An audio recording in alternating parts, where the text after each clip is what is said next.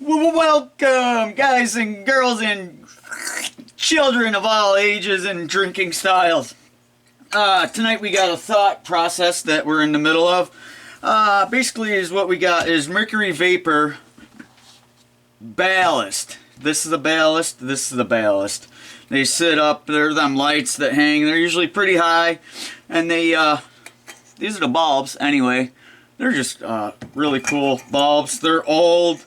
But they need a beefed up voltage to run them. In fact, what is it just says 75x/U. That's it.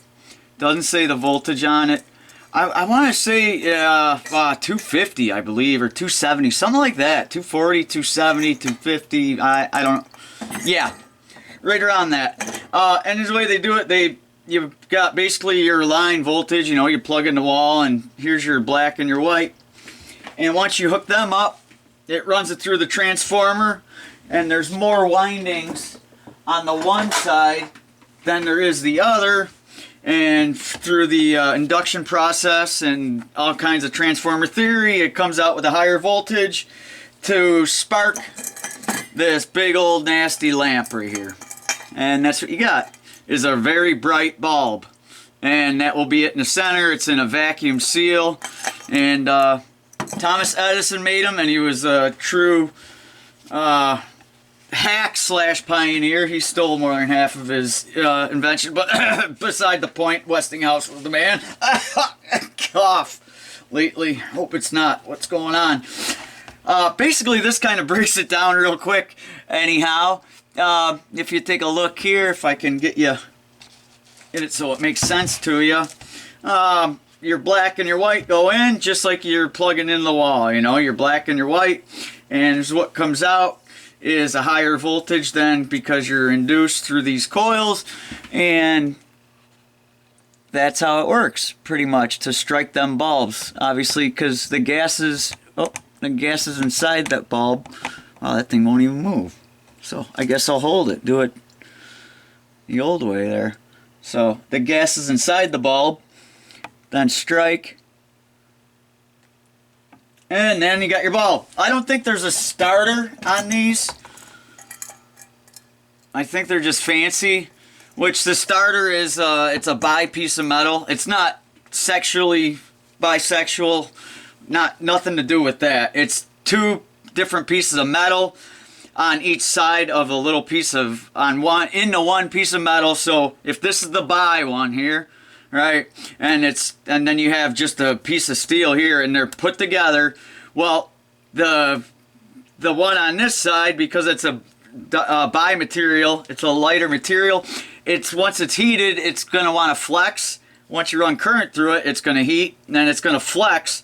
And it's going to want to flex faster than the steel on this side. So technically it's almost growing, and is what it does is it pulls and it pulls away, and when it does, it disconnects the starter, and that's how starters disconnect in your what are them called, fluorescent CCFL lamps. So anyways, the whole theory that going on here with the whole deal is I'm thinking, hoping, and maybe possibly looking at, because we do have 175 watts going on, 5.1 amps, and that's the current at startup. That's your big boom. That's your big hitting. That's actually what pops bulbs sometimes. That's your, you know, it depends where you are in the AC wave, but that's your, and it's, you know, quite a bit of coils going on here, so it's going to suck a lot of energy in real quick.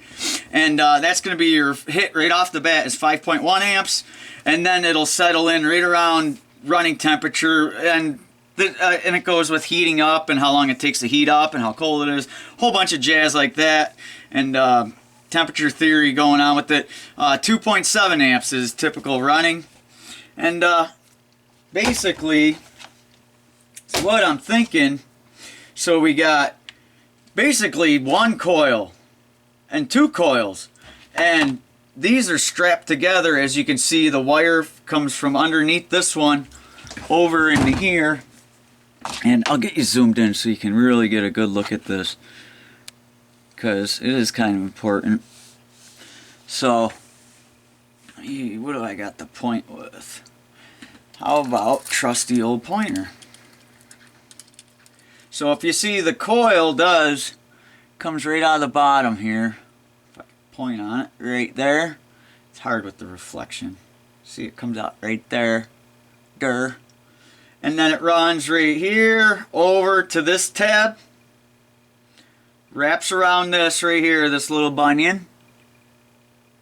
And then it runs right down the side here. I'll point that out. And it starts wrapping on this coil here. See how it wraps down in there? And then it wraps down through. So I'm hoping by chopping it, it'll be one coil here that's a whole wrap. And taking this wire, ending it here, I can put a little tab in there. Basically, I got two coils, and we'll have to see. It's not high amperage, obviously, but sometimes isolation transformer, that's what you don't need big amperage, you know. In fact, I got mine sitting right over here, and half the time I'm running it, I don't even have it on, I'm running the dim bulb right off of it.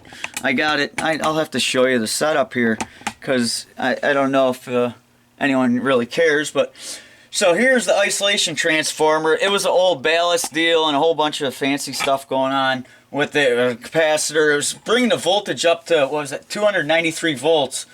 That's a wire that's capped off and tagged up in the back.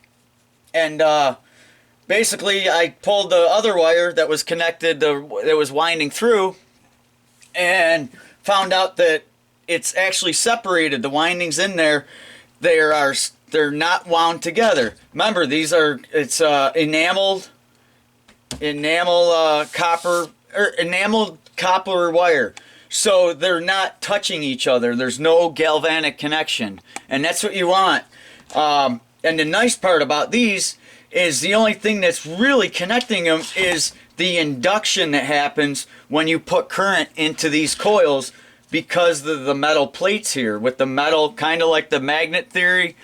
When you wrap remember back at school, you take a 9-volt battery and you wrap around a piece of metal, a metal nail, bunch of wraps of wire, and then touch it to the battery, and you'd have a magnet until you took it off the battery. Then you wouldn't have a magnet. Remember that? Yeah, that fancy experiment. Yeah, same thing here, but it's inducing it into here, and just like this here. Now line voltage coming out is 230 when I checked, and we'll see what it is. 122.6. So it goes up to, I've seen it to 124 before. It fluctuates during the day, but let's see if we can't get this thing to actually if it'll come out. For some reason, I'm not sure why, it's looking a little bit different, the one is, than the other. I don't exactly know why. It's this one. This one looks a lot thicker. Not a lot thicker, but thicker than this one.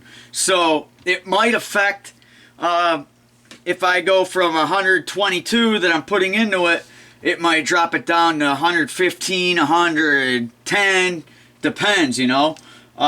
We'll have to see, but we won't know till we chop it. And just conveniently, that's broke right off anyway. So I don't want to lose that though, because that's my marker. So again, we're going to chop it. I'll show you where I'm chopping it. So if you guys ever come across one of these, you'll know right where to. So this is the red wire down in here. It was sitting just like this. So we don't want to chop because it's connected to this one. What the hell? It broke already. Yeah, it just broke off. This isn't very good wire, I can tell you that. It's enamel coated. It's not copper wire though. It's that freaking aluminum wire. It's cheaper stuff. They do that to save money and make it cheaper, you know. I would think it wouldn't be as good as the copper, but who knows. So where it's squiggled up here in that, and even right here, I think, it's not too bad. I'm going to clip that. And I do want to shave it. That's the one, you want to shave it or burn it. Sometimes burning it makes it even weaker. where like you could do sandpaper. I'm just using a razor here, and I'm just shaving the enameled copper wire, the enameled aluminum wire, I guess. You can see it's aluminum right away. First off, you can tell by how quickly it broke right there. It's brittle. And then second off, it's white on the end. It really is a difference. I'm going to glue that down real quick because that's right where we're going to want that one. And there's no tabs hanging off, so that's good actually. When these get old, the plastic, it's not even plastic. I don't really know what you'd call it. But the stuff they're made out of just becomes brittle. It's kind of like leaving a pail, a 5-gallon bucket outside for a couple years out in the sun. The sun just hammers it. And you'll go to, if there's stuff in a bucket, you'll go to pick it up. And you'll end up with the bucket, the handle, and the whole bucket except for the bottom and everything that was in it sitting right there on the ground, right where you just sat it. That's how that works out. So basically we're hoping by hooking juice into here, boom boom, it's not connected at all. There are no wires connecting. This one looks like it is, but it actually isn't. I'm going to snip it. Once that sets, boy, this stuff takes a bit to, I'm surprised it takes that long to dry. Usually super glue is so fast. Oh, okay, it's just a lengthy piece of wire. It actually is this side. I can wrap it here so it doesn't get confusing for me or you guys. I don't want to bend it too much because it'll break, it'll snap again right there where it was soldered. Especially where it was soldered because it's already been tempered and heated up and it just beats on it even more. Okay, and then this one's good here. That's not broke, is it? Yeah, it is. No way. I'll have to solder that back to it. Man, that stuff is really flimsy. That's crazy. I hate to be like having to do like a lot with this stuff. It'd be a pain in the roughest. Let's see what we got here. If you can get, the more you can get off, the better you are. But you know, you can't. It's kind of a pain in the nitskis too, you know. So, been picking up quite a few subscribers. I gotta thank you guys. You guys that have been there from the beginning, over a year ago, just over a year ago, and you guys coming on new. I don't know what the deal is. I don't really expect to get many subscribers. I just kind of do this when I can, and it's good for me mentally for just the stuff that I deal with, and my doctor thinks it is, at least. I do too, and that actually we're showing on video what we're capturing my you know what I'm getting at, you know. I don't need to explain it anymore. So a year from now we can actually look and see. So cool, that's that. I'm going to solder that down to there. This one is tagged. Let me make sure it is. What the hell? That one's not. Every one of them that was there that were attached aren't even attached anymore. They're freaking.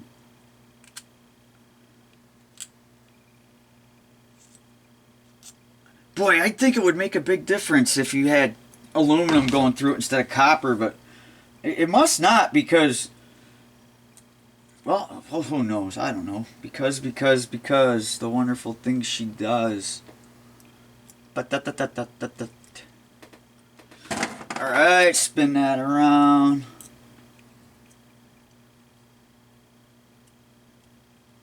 I just used quite a bit of heat. I'll try to pull it. Yeah, I'm not going to be able to get it too far away from the plastic. The further away I get it, the less the heat will bother it. So I can heat it up real good right there. And then this one, I can tag off. I can stick a tab in there. And but I do want to check these.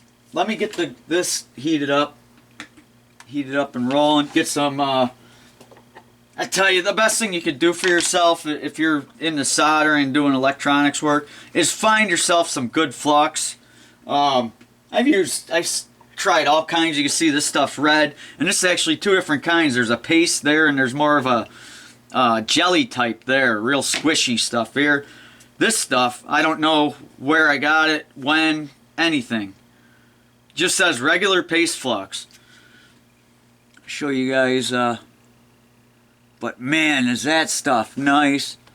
It does quite a nice job every time. Everything I put it on, something dirty, it just, you just see the job that it does. And that's how you can tell if you got a good flux or not. It took me a while to be able to tell, but man, does it make a big difference. I just find a little tab for that. I'll take that bulb. I don't need that getting broke, because that will happen. And I just find a little tag tab. There's a couple right there. Two. I think they're too fat. Give me a second here. I don't know why this stupid camera won't let you pause, but it doesn't. It's the most asinine thing I've just about ever heard of.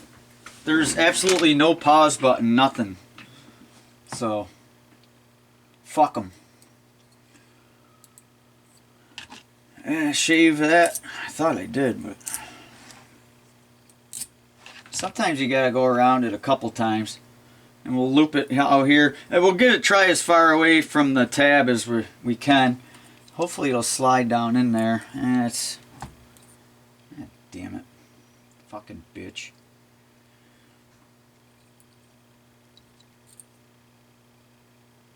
I'll make it. We'll make it fit. So definitely appreciate big time all the, even the comments. I love the comments. I got some good ones lately. Make me chuckle. It makes my day. Every other day I never know. Good day, bad day, you never know. Just wake up tomorrow and see how it is. I can't tell you right now how it's going to be going to bed. It is what it is. But, my life is hard, you know. That's about what I'm doing right now. So. My life is hard. It is nice getting little comments here and there. Neat little comments. Well, that's actually glued shut, so I'm going to scratch that. I'm just going to tin the end of it so I know that I got a good connection there. So we're going to have basically then the two wires. We're going to do an input side and an output side of voltage. And by doing that, we can also change. If it's stepping it down too much, we can go the other way, which would be stepping it up, obviously. And let me get some good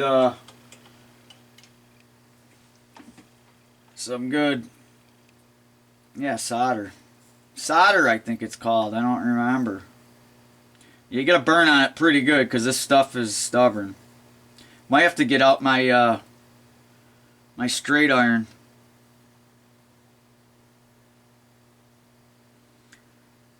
It's sure acting like it, and it's aluminum too on top of it, so it's really just gonna be stubborn.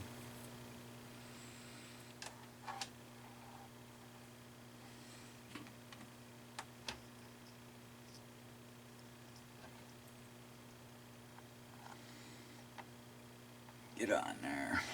There we go.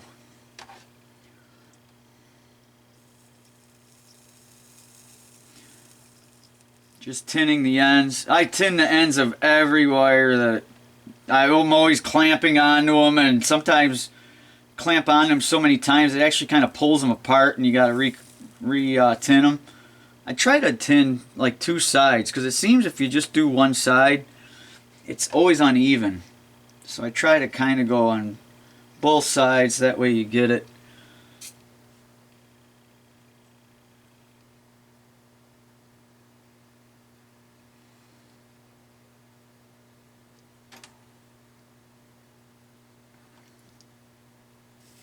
Now we'll get right on this. This is going to take a bit of heat because that's A little bit of a big lug there. You can see it boiling off.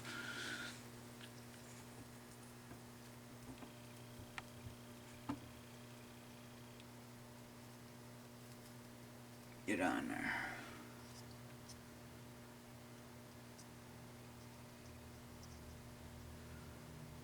You want to touch both parts, the wire and what you're soldering to, and just feed the solder in. The solder's going to go where it wants to go. It's kind of hard to force it to go, or you know how it is. If there's a spot, it seems to be if a spot is dirty or something and it doesn't want to go there, or if there's no flux there, it's not going to go there. You'll push it there and it'll bloop right around it. It's just the way the solder is.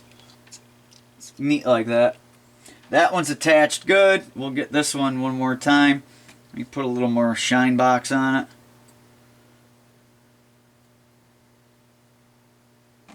Yeah, I hope everyone's been safe too with all the shenanigans going on. All the shenanigans. All kind of, what a messed up freaking bullshit year. Freaking madness. Just dumb shit. Everywhere. That one ain't gonna tin. Just, well, aluminum. There you go. Aluminum doesn't like to solder. You can solder it. I have soldered it before. That one seemed to at least done something. This is going to take quite a bit of heat too. We'll get on it and at least get the solder in there where the wrap is and make a good connection. That's the big part too. See, I'll switch and now try to feed some over here and get it. You never get it perfect, just get it the best you can. Yeah, that's right. Aluminum is brutal to try to solder. Let's see if it made it a part of it stick or... Yeah, it did. I don't know if they brazed the aluminum onto them or what before, but they have, you could see like something was pulled in there to get it to stick. So now we got our two. That ain't gonna, I'm not gonna be able to pull that out of there without ruining it. And then we got the same thing with this one anyway too. Now this one's a little clearer. You can see you got your 1, your 2, and your 3, and then your not a 3 right there in the middle, which will be, call it naked, I guess. So we'll clip it because we don't want these two tied together. That's the whole point of the isolation, is to, we're inducing it through the iron. The iron, the E core, these are, yeah, these are E core too. So it's an E and then an I piece on the end, like an I beam, and they're interlaced in between to make them. Maybe this will work here. So we'll snip it because we don't want that touching over here. This one I have pretty good faith in. Now whether it's, I'm hoping this is copper. It sucks working with freaking aluminum. This is a little heavier wire too. So how's that want to go? Man, I hate them sizes, the ones that have the size that's just a tad off. But look at that, fits in there almost perfect. Darn. I'll be darsh. If I could get it underneath there, it would like lock right in perfectly. Oh, and it is. Oh, you knew it. You knew the butcher was coming to butcher it. Why did you let the butcher in? You knew it. We'll get some fixer-upper here on her. I love super glue, man. World without super glue is not a world for me. That's the inside? Wow. I would have guessed the opposite. Ooh. Again, we still don't, I might have to glue that after. I thought it would hang on there. If it would just stay in place. Still got to strip that. Try stripping it with this. Oh, it's got a bump on the end. You'll always hit that and it won't let you strip the way you want. So whatever we can do to get as much off as possible. I'll have to put a little clamp on that to hold it in there. Yeah, this is aluminum too. Damn it. I'm surprised that that glue takes that long. This isn't working very good for stripping it. Try this again.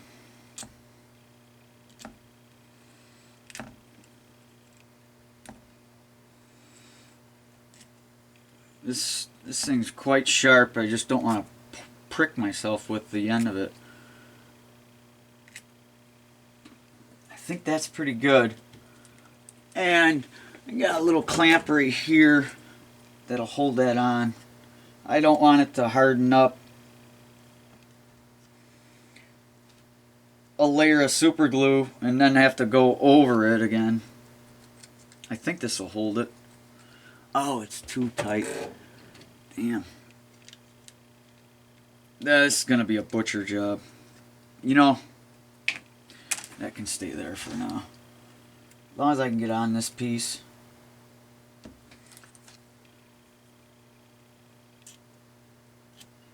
The worst is if you snap this piece off, because it runs down the center, and then it's basically, that's the first piece to go on, and then everything's wound over top of it. So yeah, you break that, good luck. It sucks. Let's see if we can get some good stuff on there. Maybe that'll help. Even just burning off what's there helps with the connection.